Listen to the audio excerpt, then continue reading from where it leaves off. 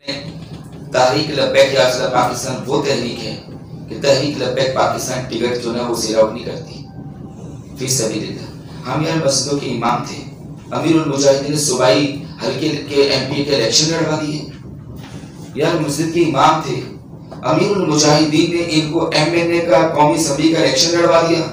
لاکھوں کروڑوں سلام امیر المجاہدین رحمۃ اللہ تعالی علیہ، آپ پر، آپ کے مدار اقدس پر کروڑوں رحمت نازل ہوئی۔ آپ نے وہ کر دکھایا 72 سالہ پاکستان کی تاریخ میں جو کوئی نہ کر سکا۔ آپ نے غریب ترین حلقے کو جو ہے لوگ تو کہتے رہ گئے مگر امیر المجاہدین ان غریبوں کو بھی لے آئے اوپر۔ آج آپ نہیں دیکھتے تحریک لبیک پاکستان بڑے بڑے ایڈمنسٹریٹر، بڑے بڑے ڈپٹی کمشنر، بڑے بڑے S P, S S P, I G, D I G, intelligence, بڑے بڑے افسرات، جنرل کرنلوں کے ساتھ حج میٹنگ کون کرتا ہے؟ وہ مسجد کا ایک امام ہوتا ہے۔ ڈاکٹر شفیق امینی صاحب کو دیکھیں وہ کون ہے؟ قبلہ مفتی غلام غوث بغدادی صاحب قبلہ کو دیکھیں وہ کون ہے؟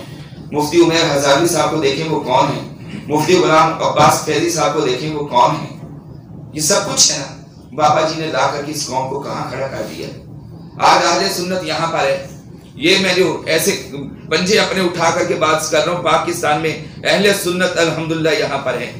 اس لیول پہ کوئی مذہبی جماعت نہیں ہے جو آج عروج مذہبی جماعت اہل سنت کا ہے۔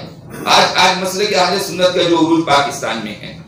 اب میں نے یہاں تحریک لبیک کی بھی فقط بات نہیں کی، میں نے اہل سنت کی بات کی، ساری شامل ہے۔